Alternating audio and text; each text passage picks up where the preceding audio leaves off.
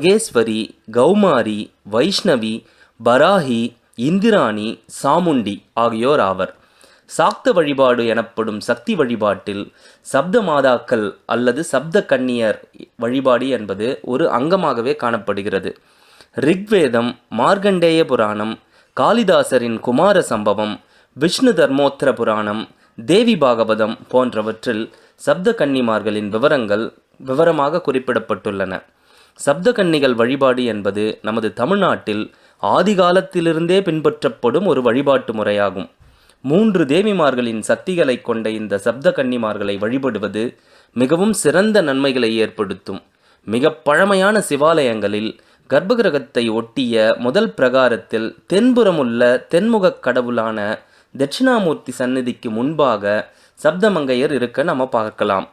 வலது காலை தொங்கவிட்டு இடது காலை மடக்கி அமர்ந்த கோலத்தில்